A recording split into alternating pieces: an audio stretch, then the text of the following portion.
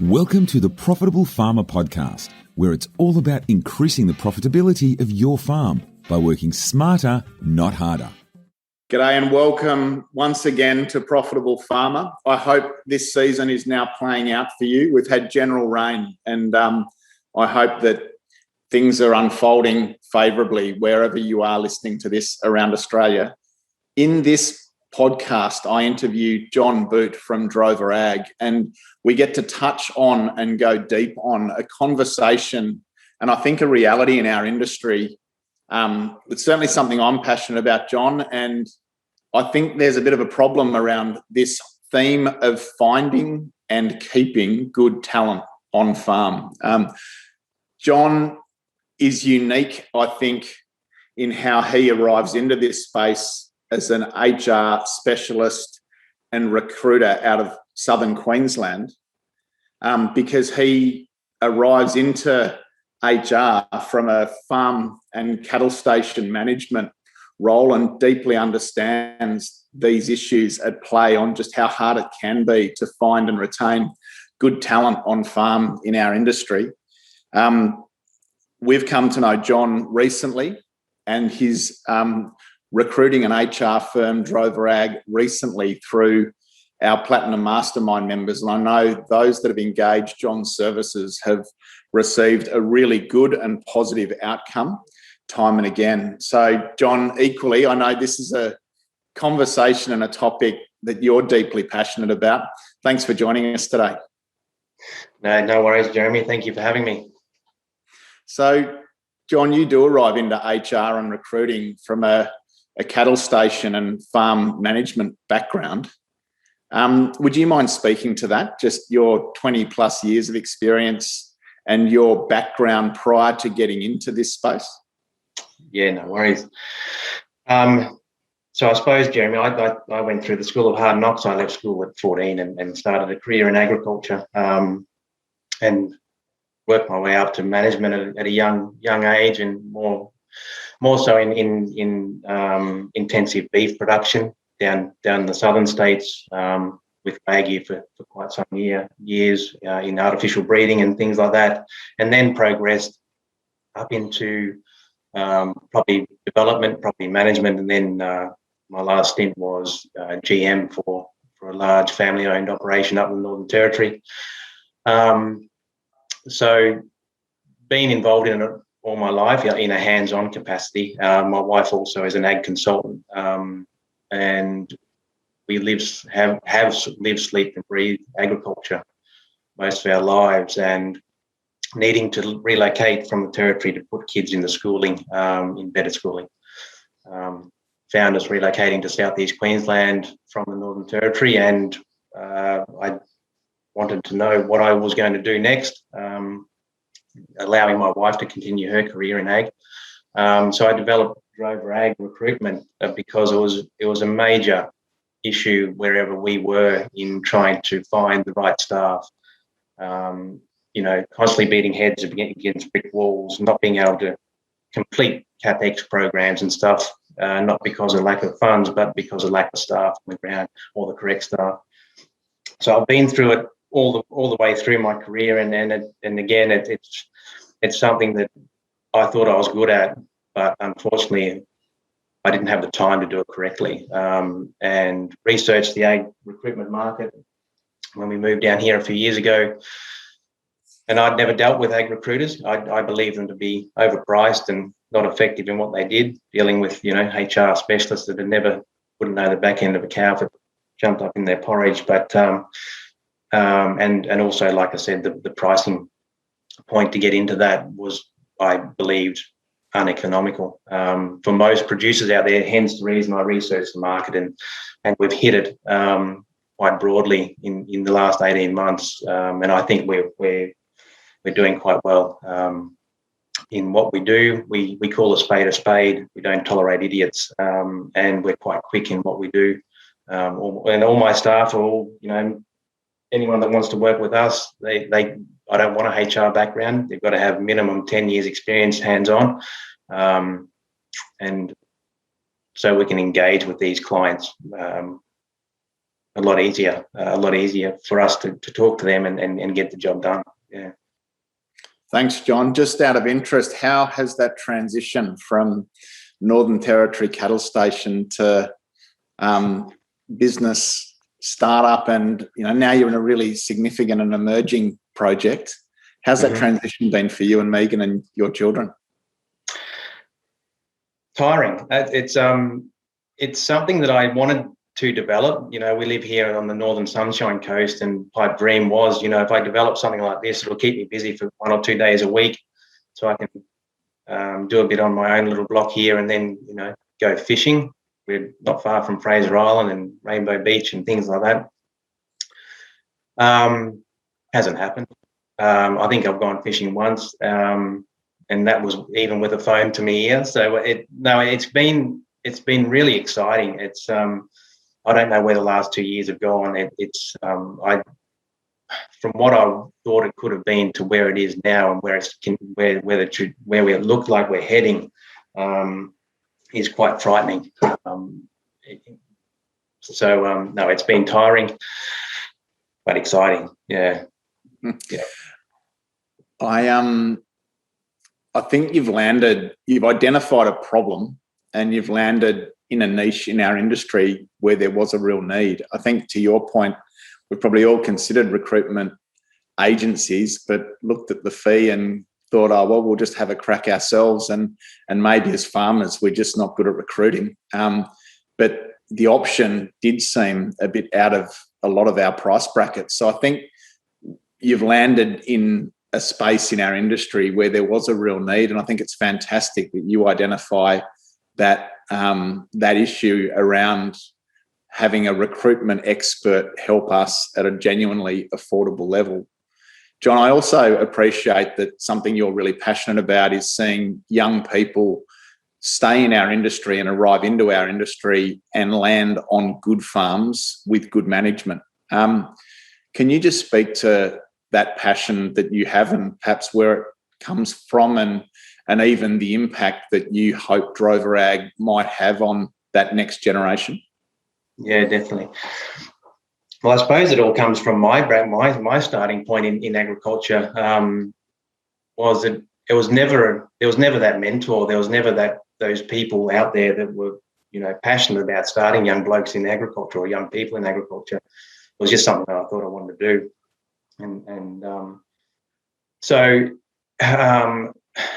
I also see a major issue in the fact that agriculture is not promoted through the education, your secondary education, as a career path of choice. And we get so many inquiries from passionate young people in regional centres or even cities that are just not getting looked at by other agencies because they don't have the skill set. They've certainly got the fire in the belly and the willingness to learn, but they just can't get that leg up into the industry. So I think, as the market dictates now, it's very bloody hard to find staff, and all employers want skilled staff, and they all want skilled staff, but not many are willing to train. So how does that work? It doesn't. So I am highly passionate about it. It's I think a lot of these young people try through different avenues and get nothing, and then go back into becoming a tradie or something like that, because they didn't have that person at the end of the phone that, number one, wanted to give them a little bit of time in the day and point them in the right direction. So it is a big passion of mine, and I think we need a lot more of that, because these skilled people aren't created overnight. It takes a good network and good employers to do that. Yeah. Thanks, John. So what's happening in today's marketplace in your assessment? We've had COVID now our reality for 18 months, and that's had a huge impact on overseas access to overseas employment, and that's impacted a lot of perhaps even the more intensive farming systems out there, as well as broadacre and extensive. What's your assessment of how things have changed over the last 18 months for farming families? Well, we're in trouble. Everyone knows that. The workforce isn't there. And that is a reflection of, as you said, with COVID, it's the mass exodus of backpackers from the country because of COVID. It's the northern New South Wales, southern Queensland, farmers that have finally got a crop after 4 or 5 years of awful bloody conditions. It's the price of livestock. There's so many. We're in a very dangerous time, I believe, where they're not out there. And the reluctance from these candidates we're finding now was the first reluctance from their side was they don't want to cross the border, mainly in the southern states, to even go for an interview, whereas we're getting a reluctance now to even consider applying for a position in a different state because they're just scared that we've got family in Victoria and we're wanting to look at a position in New South Wales, that border might be permanently shut. I mean, it's just it's how they're perceiving it, which is unfortunate. And we've spent a good 6 months of the outbreak last year, sort of, settling people down, saying, the military is not going to be at the bloody borders shooting people. We can get you across with permits. So we did that, but now there is a bigger reluctance of even looking at going in state. So we're having to unfortunately look at internally in the state that we're recruiting for to fill the roles more so. So that's the biggest issue because of COVID, and also, like I said, that there's usually hundreds of thousands of working holiday visas in Australia that fill these gaps somewhere. They're not the skilled people that we want, but they fill a gap somewhere, and they're not there. So, and not that we deal with many backpackers, of course, but those farmers that have been relying on backpackers or the itinerant workers, they're taking other people out of the other markets that would normally wouldn't have to go. So it just comes down to supply and demand. There's not enough out there, unfortunately. Yeah. And COVID's not bloody helping at all. I hear stories of aeroplane pilots sitting on headers and engineers sort of volunteering for Blaze Aid. And, I do hear stories of people who are not able to work in their normal day job actually making themselves available to support friends and other businesses in agriculture. How are you seeing businesses innovate? What are the good news stories out there about how people are being creative so that they can get people to help them at this time? There's not many stories. I suppose I think there has been a slight acceptance of the fact that we're not going to get those skilled workers all the time. And we put a lot of good pilots into positions into chaser bins and headers last year, and they did a fantastic job.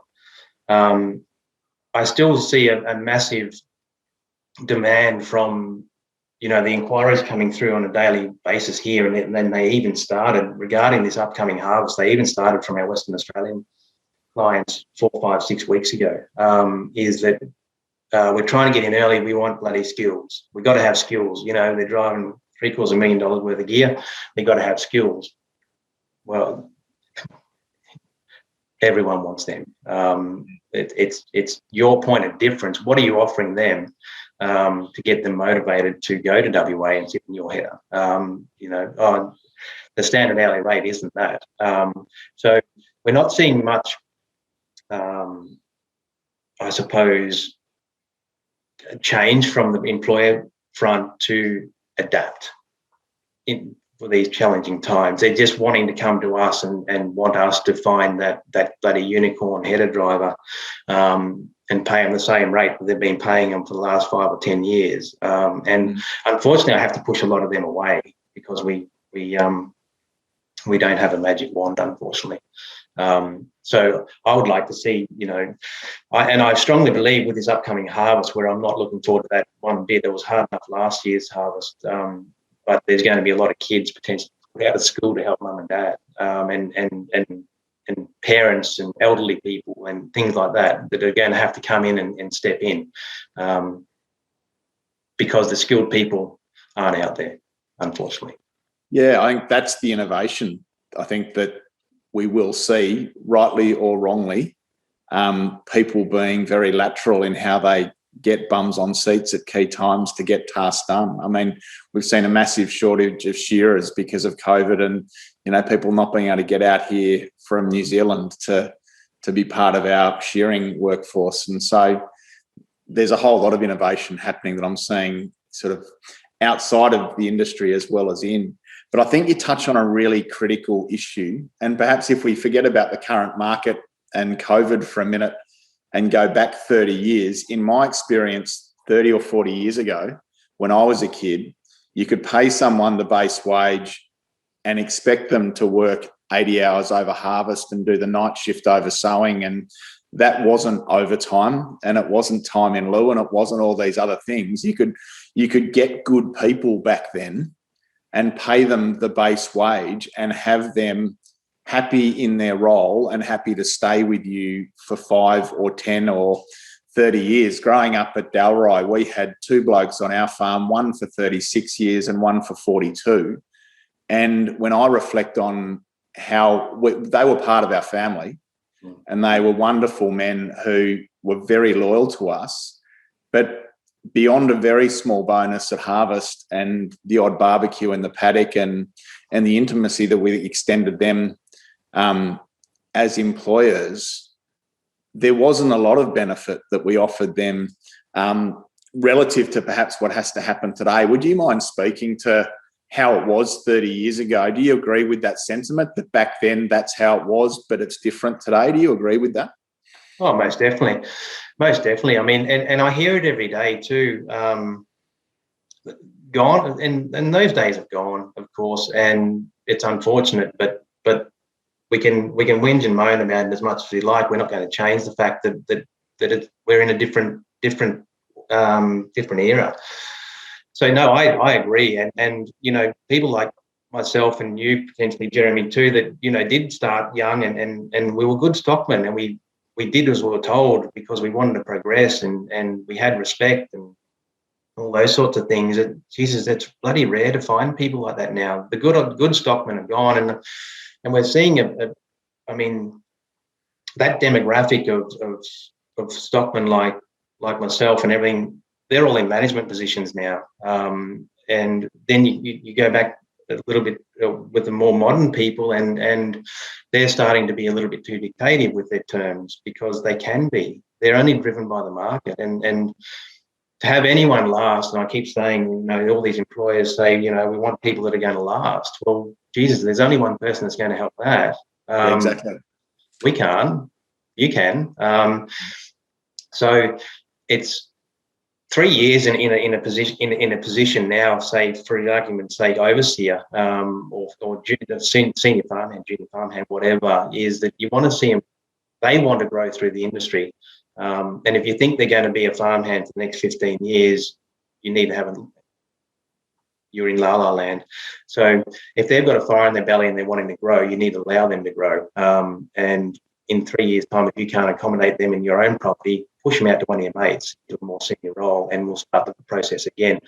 Gone are the days of staff. 12 months is long now. 2 years for anyone, and it's reflective of the current market. These poor buggers are sitting in jobs, and I hear this every day too. That we're content where we are, but mates keep sharing these job ads with me, and these are job ads that are 30, 40, 50K above what I'm getting where I am, but I don't want to move, but I'm getting more pressure to move. And okay, well, say to them, you need to go back and talk to the employer. If you're happy there, stay there, and see what else they might be able to do for you. Not in the sense, and I'm not asking employers to, throw a heap of money at these people. It's in the inclusion that they're looking for. Share of profits, KPIs, things like that.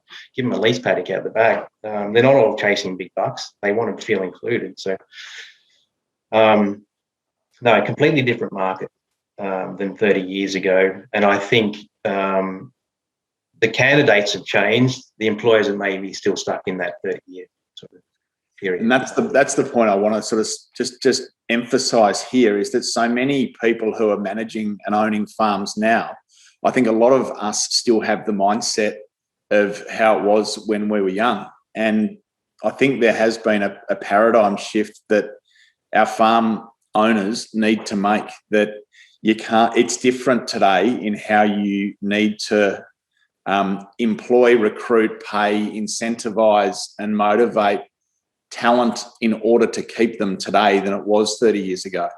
And you've touched on a few things there that I'd like to expand on.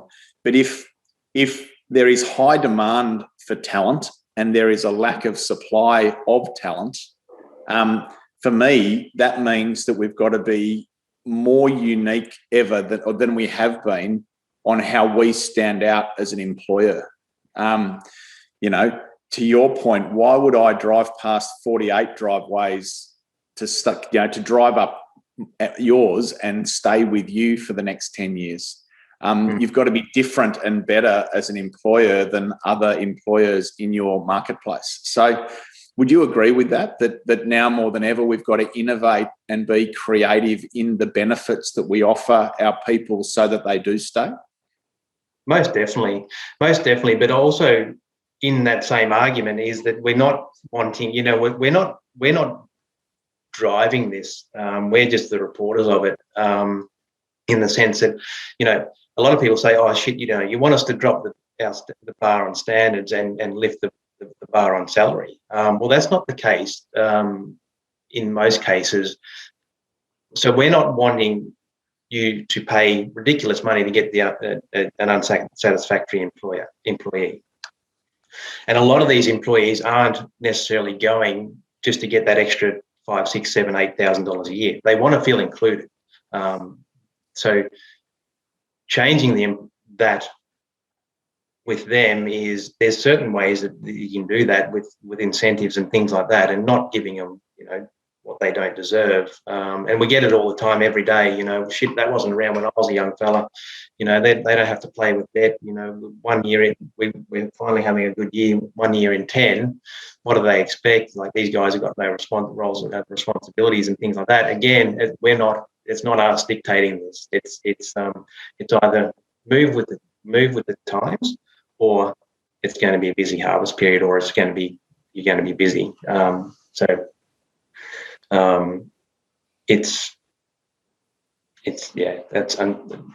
They want inclusion. I mean, we're finding also too that we're getting a lot of good candidates coming out of the corporate models. That was all flavour of the month 5-10 years ago.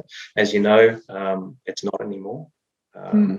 So they're wanting to be involved in family operations, which is a good thing. Involved and included. They're not just bloody numbers anymore. They're tick and flick, no bloody good. Left the gate open on 2 occasions, so I sent him out the driveway. No, educate them, talk to them. They're people. And unfortunately they're one of your biggest assets.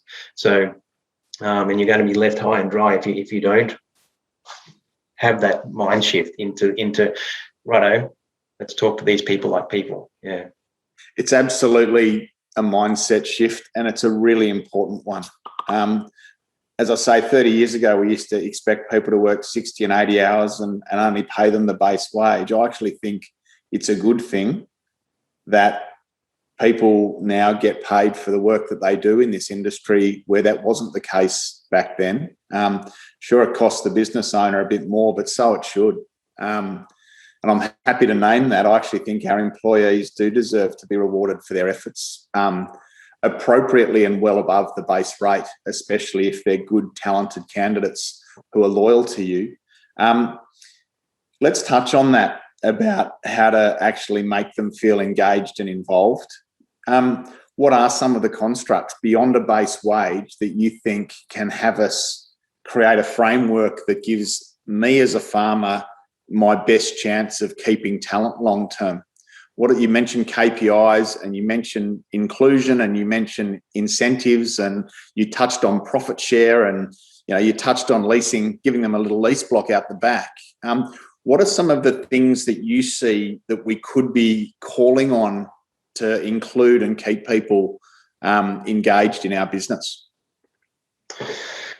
Well, it just simply comes down to being included. we're not seeing a massive shift, from a farm manager's job or farm overseer job here to one, 200 k's down the road. This one's got 5k more than what this person's getting. They're not going to jump ship for that.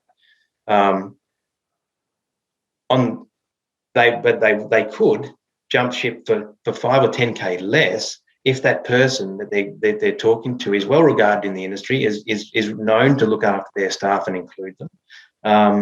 So it's not all about money. It's about including these people and progressing them, starting them out. I never had the opportunity. Unfortunately, my parents don't have a heap of, big blocks of dirt they're going to leave to me. If I was going to do it, I would have had to have done it myself, and found out quite early on that there's no bloody way you could borrow money to start your own farm, let alone stock it. So talk to them about, potentially leasing blocks of dirt off them or profit share. I mean, put them on a retainer, and they'll be rewarded if that crop does perform well. If those lambs do go out the gate a little bit heavier than last year, things like that gives them ownership of what they're doing. A lot of our clients are very, very tight with that information, and I used to always, even with my employees throughout my career, let them know what was going on and why we can't do that. No one wants to hear, no, we can't bloody do that, it's too expensive, we can't do this, can't do that. Involve them, let them know why we can't do it, and involve them in that. Not giving them access to bank accounts or anything, but involve them in the budgeting of these properties. Even the young people, is they just want to feel included. That's what it comes down to. They're sick to death, and they're going to do their research. And if unfortunately anyone that's tarred with that brush of being a revolving door for staff and a bit hard to work for, they're going to find that out prior to going to have an interview with you, and they're not going to want to progress any further. So staff culture is a buzzword at the moment. Look after them, and that'll pay dividends. Certainly don't look after the idiots, because no one will do that. But you got to promote these passionate ones, because there's not many of them. Yeah, so it raises the question for me, how good are you as an employer? I think a lot of us run good farms and we're good technical operators, but if we look at our track record in employment, that tells us a story. And so if you had to be brutally honest with how well you've navigated HR management and people leadership over your last 5 or 10 years, what do you give yourself out of 10? And if you haven't got systems and structures around this that do include your people, that's probably something to look at if staff aren't hanging around with you. And to your point before, John, if someone that forgets to shut the gate twice and you spear them, perhaps that's part of the problem. There's so much we can do to build people up and to help them improve. And I think often I see in farm management that when our employees make mistakes, we towel them up. And what we coach at farm owners is that mistakes are an opportunity to teach and an opportunity to see people improve. So if the young fella's not shutting the gate or doesn't do it twice in a row, how you respond in that moment determines your ability to retain people long term. I could go down that rabbit hole, John. That's something I'm really passionate about just being with people where they are and building them up from where they are, rather than making them wrong where they are.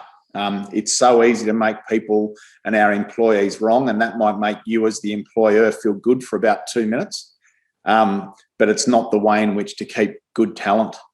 Do you have any comments around that, John? That's me on a rant, but I'm keen for any feedback you have on that. No, it's pretty spot on. It doesn't come down to these guys dictating, they want 100k for a farmhand job or anything like that. There are people out there that will, but they don't want anything else apart from being included in the business, being included, having their ideas heard, involvement. It's as simple as that. I mean, the old saying, and I used to manage for a very well-known bloke in the cattle industry years and years ago, and he used to always say, "I'll pay you so much that you could go and buy your own farm, but treat you good enough that you won't want to." And he did, but it got to a point where I just said, "No more money. Like I just want to be here," and I did. So, can you just say that again? I'll pay you enough that you could. I'll pay you enough. That's what he said to me. I want to pay you enough that you could go out and buy your own property, but I want to treat you good enough that you won't want to. Wow. And I was 24 when I was in a management role when that happened, and I still remember it to this day. So that's where they are. It's not rocket science. You can't go on to the days of tick and flick. I'm sick of hearing problems about these employers, although it hasn't got much to do with us. But little niggles. Well, how did you handle that? Oh, I bloody haven't spoken to them about it. Why? Oh, no bloody point. It's useless. Come on, it's your duty to turn them into an asset for your business. Fair enough if they're lazy buggers or doing something wrong. Yeah, flick them. But we don't put many of them into roles. A lot of these people are blank canvases in these entry-level positions, and it's up to you to mould them into your business. Yes, unfortunately, within 3 years, after all your hard work, they're potentially going to go. They'll only go if you're not going to, attract them to stay or let them climb the ladder. It's a simple. What's that saying, John? Better you train them and they go than you don't and they stay. Dead right. Yeah. So Greg Johnson's one of the directors of Farm Owners, and he has a mantra that I love, that you pay them enough to take money off the table. And I think that's exactly that point you made. He comes out of the vet sector, and he's an entrepreneur, but he's had a very successful vet practice. And be it in vet or accounting or in law or in any other professional firm or industry out there, the conversation is, well, how much have you been on? And if they say 120 grand, well, then the head of the accounting firm says, well, our rule is that we need you to bill 4 times your salary. So if you want to be earn 120 grand with us, you need to bill 480. So are you good for that to be your target? And they'll say yes. And then that's their KPI, and they're a way to get it. And so what I think we get wrong in our industry is we think about our employees as an expense to the business and that they're costing me money. I would love to challenge that every expense you have in your business, urea, fertilizer, drench, whatever, wages in particular, it's an investment. And we've got to look at every dollar we put into our people and look at our return on investment. And linked to that, I think, is the fact that our people are our greatest asset in the business that we have that sits on top of our farm. And they are, or they can be, a major leverage point. So if I'm going to pay this overseer or this farmhand 60 grand, how much time does that buy back for me that I can go and focus on higher value activity? And how much can I then create for me and for our family if I've got Billy in that overseer's role and I'm paying him 70 grand instead of 60? How much value can I place on the leverage that I get from him? And then also, what's the return that I'm getting from Billy for that 60 or 70 grand that I'm paying him? We've got to start thinking about these people as wonderful forms of leverage and getting that return on investment, not just treating them like a cost in our business. Because to your point, if we think about them as a cost, we're never going to respect, appreciate, and keep them long term. No, you did right. It's a hard gig to do without staff, and then that's where a lot of these businesses are potentially heading. Is if they're not willing to change. We're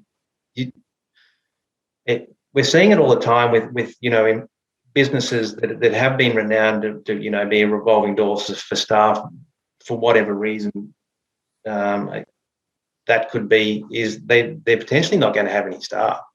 And that's the most frightening thing. And you look at models that have built, I mean, horticultural, especially where we don't do much in hort, but that have built their business around transient workforce. They're not there this year. They're not there this year either, and they shit themselves. Step back a bit, and that's my argument with this upcoming harvest. I mean, I would have been thinking about this in January this year, not now, not the 4 people that I got emails from this morning saying we want someone tomorrow. And the most important thing is too, as you say, Jeremy, it's a business. It's take that personal attachment away from it.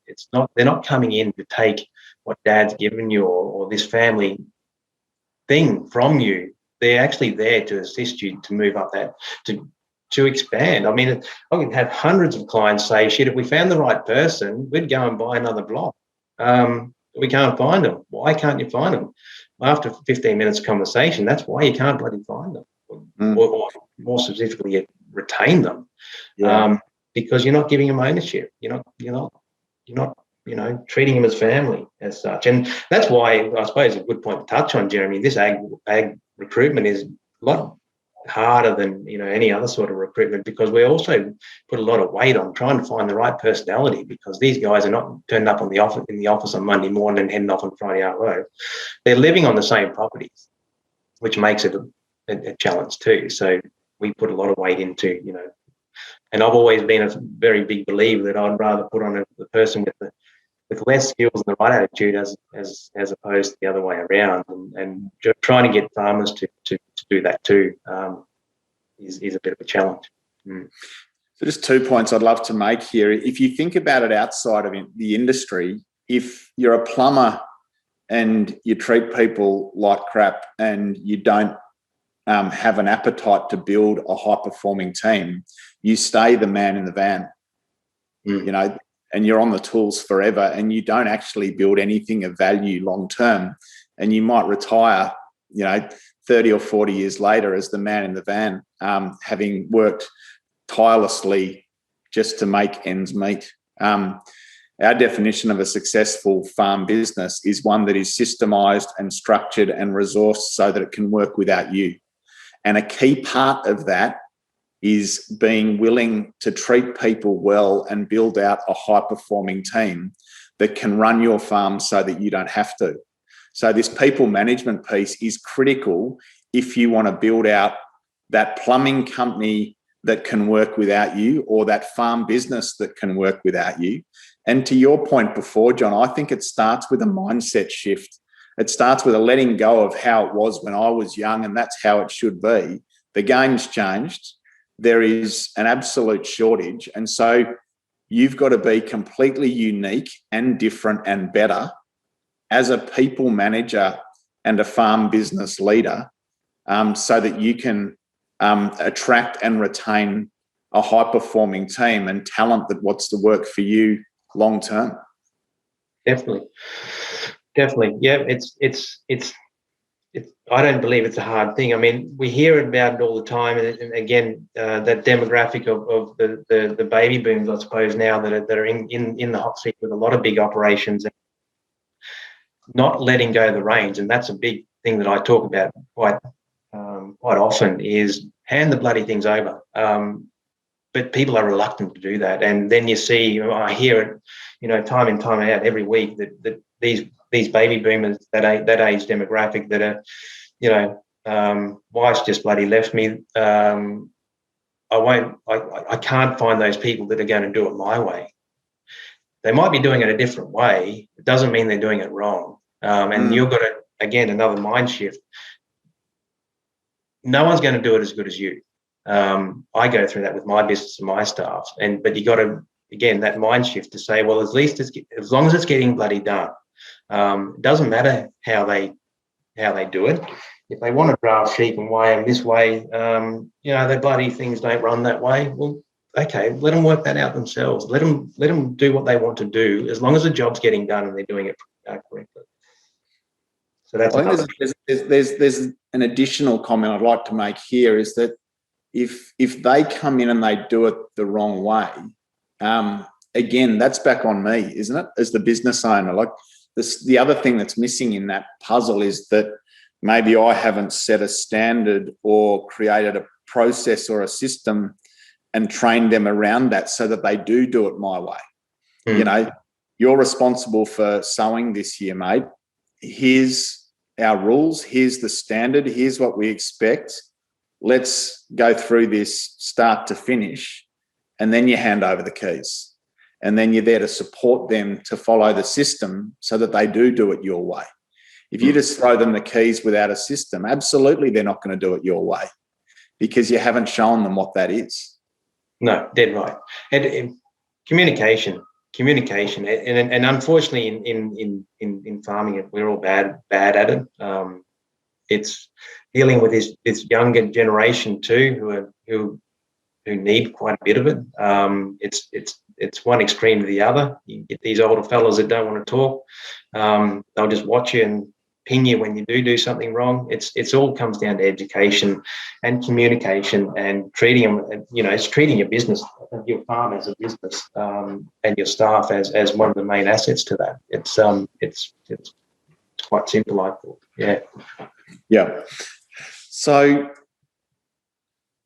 I guess some of the things that we recommend and that clients of ours coming through our 3-year program are implementing with real effect so that they are building out that team and having them feel included.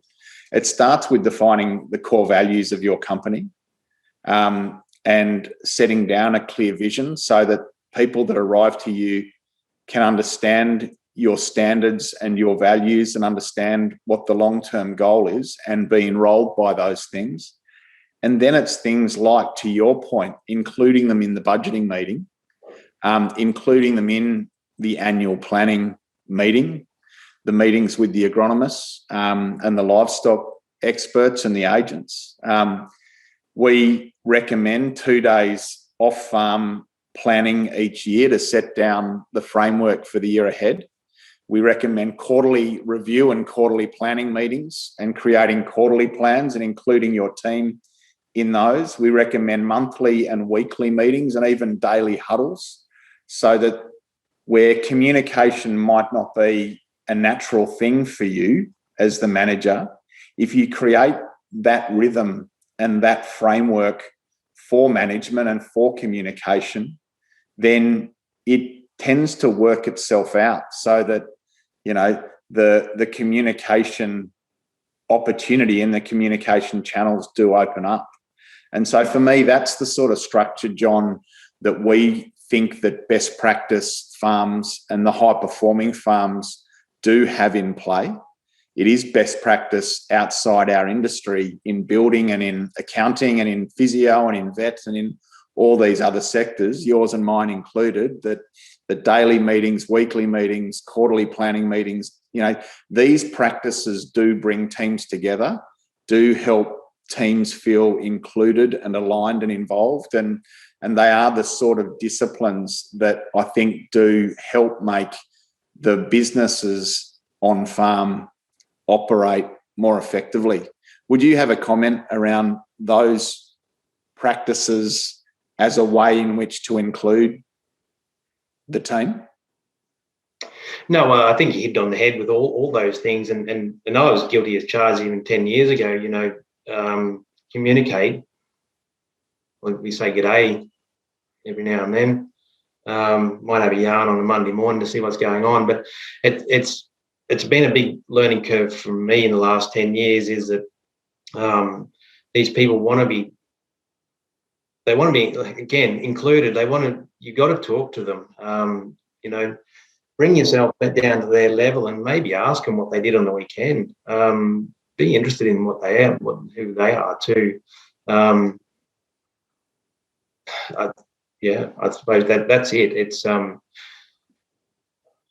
they're not wanting, like I keep saying, they're not chasing. A lot of the perception out there from a lot of our clients is, or new inquiries is, you know, again, like I said, they all want too much bloody money, and there's no risk in what they've got, what they're doing. Well, again, that's a mindset that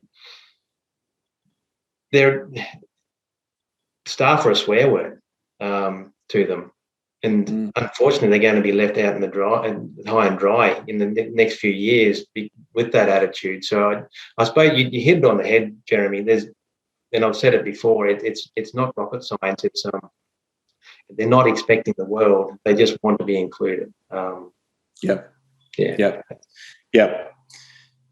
So on the other, I think career conversations are important as well, where you do sit down and understand what is it that are their aspirations and what is it that they're hoping to achieve for themselves and for their family long term. And then it can be really important that they see you make efforts to make that happen for them as part of their employment with you. Again, normal, common practice career conversations twice yearly or yearly off farm. I think it's really important that we add that into the mix of including our people, that they do feel like you understand where they're trying to go, and that you do adapt how you arrive to them so they feel like you're doing your bit to make that happen.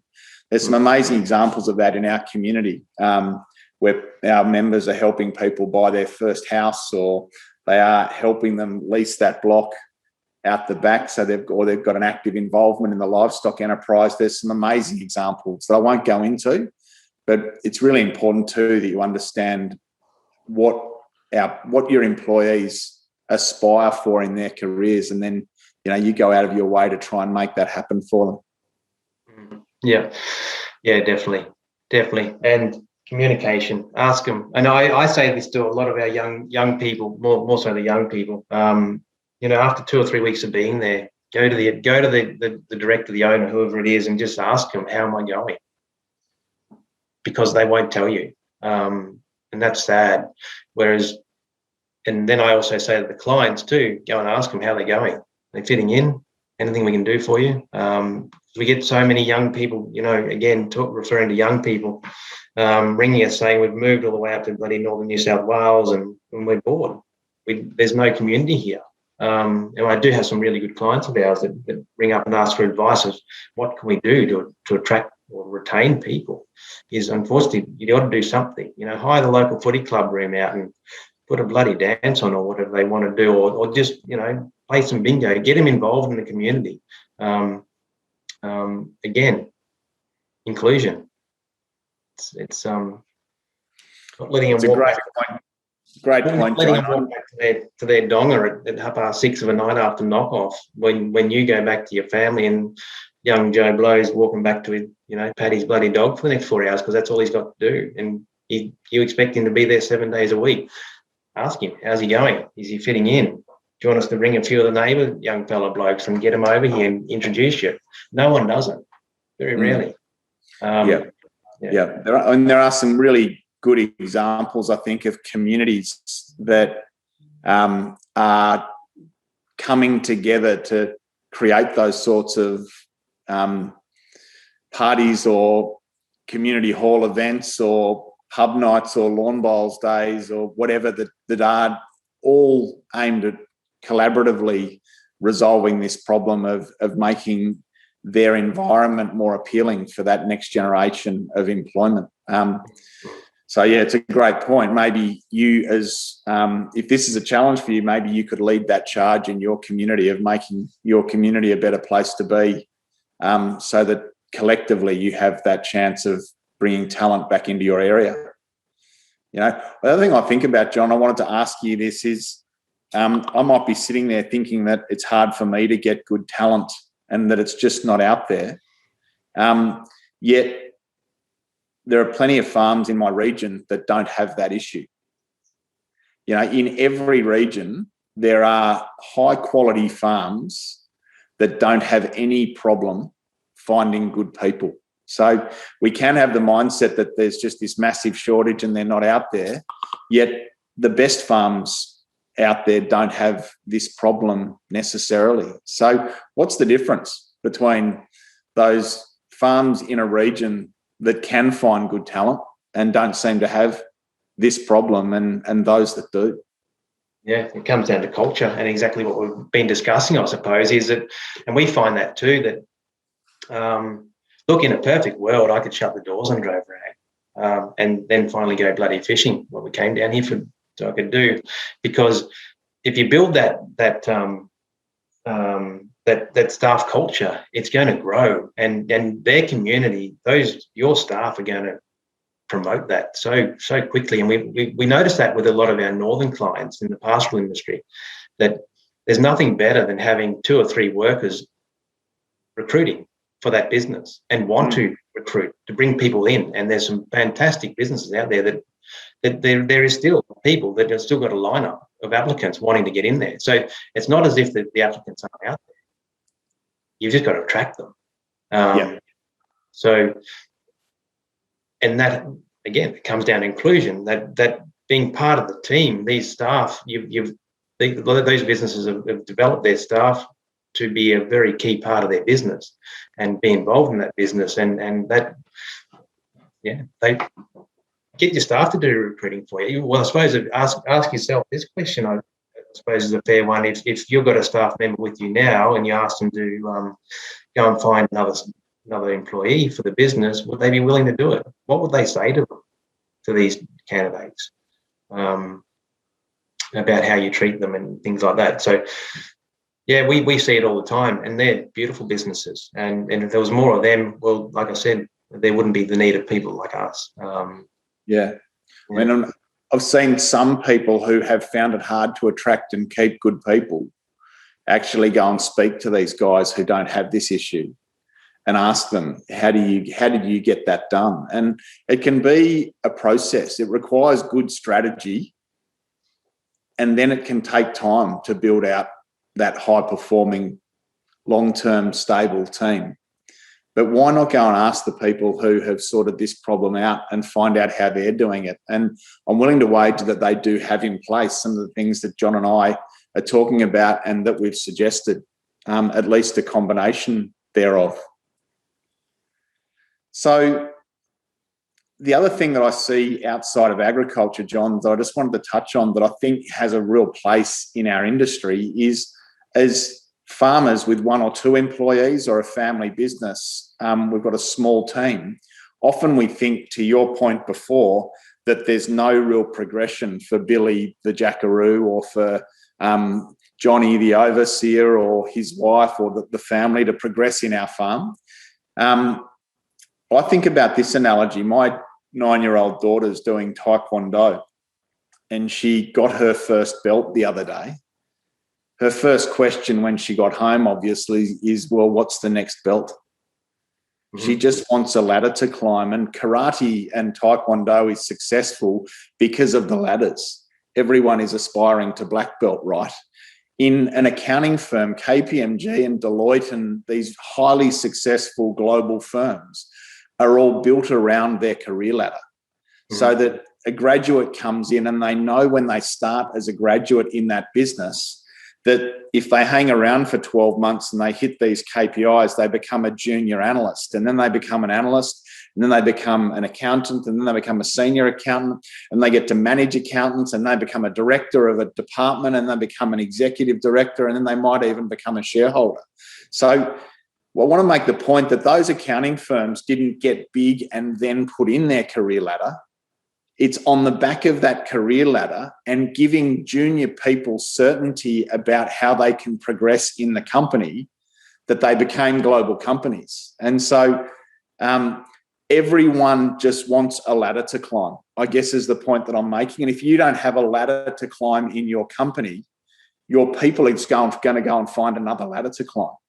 And so I just want to make that point that I think, and you touched on this, that having a pathway for your jackaroo to follow so that they can progress, that after 12 months, if they hit these targets, then they'll get to go to here. And if they hang around for 2 years and hit those targets and successfully run the cropping enterprise, then there will be an opportunity for a bonus or a profit share or whatever it is.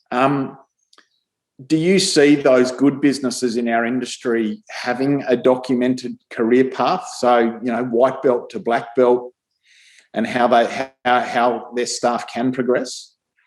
Definitely, and they're the ones that say regularly, if they're here in that same role, whether Jackaroo, overseer, senior stocky, whatever, and even in management roles too, we're finding that if they're here and just wanting to plod, we're going to push them away within 2 or 3 years into something else, because we want those people to come in and have that fire in their guts and grow and learn.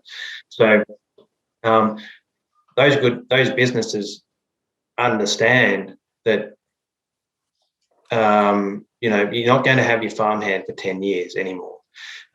Within 2 years, if they're not wanting to progress themselves with a bit of guidance into a senior farmhand, well, they're not the right fit, and we'll give them a good review and push them away.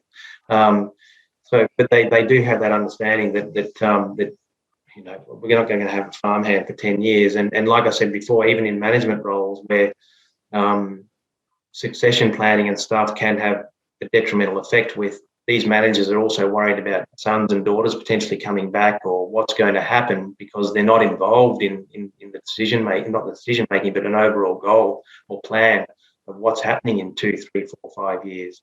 Because some of these managers want to grow, and they're capable enough to allow that business to grow, but they keep getting pulled back. They'll get to a stage where the principal, the director, pushes them away because he sees a threat, instead of grabbing that and letting it grow the business. So we see it across entry-level jobs and more senior jobs too. It's such an compelling point. I mean, a lot of the things we're talking about, do you think they apply equally for the younger generation coming home and coming through as it does for the employed younger generation coming through? Oh, definitely. That's why we're seeing a marked decrease in kids wanting to come home, I suppose. It's all relevant, whether you're the son or the daughter or an employee. They're an active member of the business and should be treated so, I believe. Yeah. So, John, just in finishing up, I've really appreciated the opportunity to sort of to speak about this. I think there has been and there is this problem in the industry about how well we're treating our people and the structures that we're putting into our businesses in order to attract and then retain good talent. I think you're right. There is a problem in the industry, certainly at the moment, where the demand for talent is exceeding supply. But again, I think that requires us to be more creative and more innovative than perhaps we have been around how we stand out as an employer and how we treat our people. So I really appreciate your comments on this and your insights. And I get that you're at the front end, on the front line of this, really, as a recruiter, that you're seeing this and having to deal with this every day. So thanks for your support to our members, and thanks for your time today. It's been great to touch on some of these key points with you.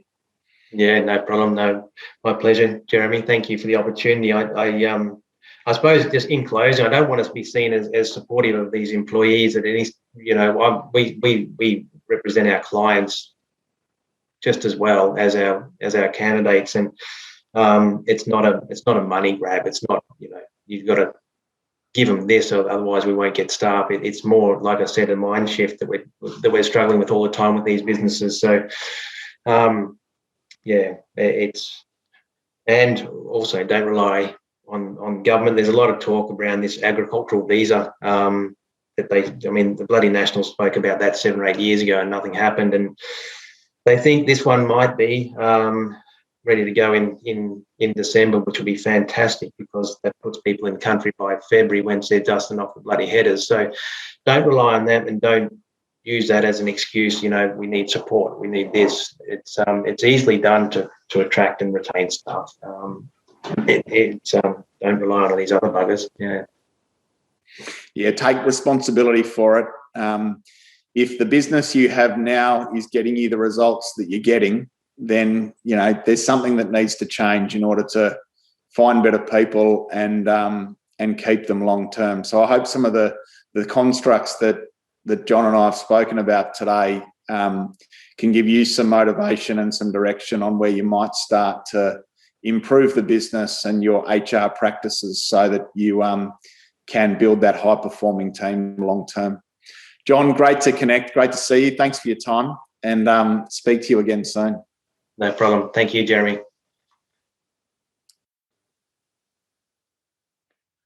So great to connect with John about what is, I think, one of our greatest challenges in farm business ownership is the people management piece. And I reflect on it too, that some of us are running amazing farms and we're great technical farmers, but nowhere have we learned how to manage people. And it is such a important piece. And, ultimately it's not hard. Just treat people as equal and treat people well, whether they're employees or not, and become a unique employer somehow. I think deeply that we grow commodities, and in that it's hard to differentiate ourselves because ultimately we're just taking our stock or our grain or our produce to market and to a large degree getting the price of the day. We're commodity producers. But for me, that means that it's hard to set yourself apart as a producer. Where we need to be setting ourselves apart and making ourselves unique is how good we are as employers. That's the thing that determines the value of the brand on your front gate or my front gate. It's how good we are as employers. And I actually encourage people to have at least 5 really clear, really strong bullet points that are the things that make you unique as an employer. What's your value proposition that makes you different and better than the other 100 farms in your region as an employer? We've got to think laterally around this, and we've got to be unique. So it starts with we treat our people like they're our family, and we give them good facilities, and we look after them, and we include them in our meetings and in our planning so that they understand the bigger picture. It starts with those things. And then it's about, they work their tail off with us and we respect them for that. So we're the farm that gives them 5 weeks instead of 4 weeks holidays. Or we're the farm that if after 3 years they're performing in their role, we give them a percentage of the harvest proceeds or a profit share in the livestock enterprise. The third bullet point might be that our Christmas parties are legendary, or our shearing cutout. We do something ridiculously special, but we've got to do things in our business that make us unique as employers. It is so important. I remember interviewing Nuffield scholar Andrew Fowler not long ago, and their harvest cutout with their jackaroos and jillaroos from all around the world is on the beach at Esperance, and it lasts a few days and it's legendary. And people come back year on, year out for their harvest from overseas because of the culture they've created as they've moved from 3,000 hectares to 30,000 hectares under management over the last 15 years in southern WA. But their harvest cutouts are legendary. Sporting teams with great culture just do things differently and better than other sporting teams. And it's the same in business. And so, the things that we talk about is having those 5 bullet points that make you unique, and then including them in the daily, the weekly, the monthly, the quarterly, the annual planning meetings, having career conversations, having incentive schemes so that they can participate beyond their base wage or their wage in the success of the company, treating them like treating your wage that you pay them as an investment in them and an investment in the business that you need to get a return from. Don't treat them like an expense. And speaking with John just after this interview, he made a comment that if you've got a revolving door, then the problem is you. You know, if you find it hard to attract and keep good people, then the reality is that that problem is yours. And maybe what we need to do is look in the mirror and look at how good we are as employers. One of my mentors, Brad Sugars, once said, and it's a hard fact to hear, that you get the people you deserve. And it's true in agriculture. We get the people that we deserve. And so if we're not getting the people we want, even in this time where there might be some construct around a shortage, then we've got to adapt. We've got to innovate. We've got to create. We've got to do things strategically and laterally so that we can get good people and keep them long term. So I hope this conversation with John from Drover Ag has been valuable for you. Some of it can be tough to hear, but I hope it inspires some of you out there just to check your mindset towards your people and to go about thinking and implementing on improvements to your business that can support a more included, a more engaged, and a high-performing on-farm team long-term. Thanks for your time, guys. Appreciate you listening. Speak again soon.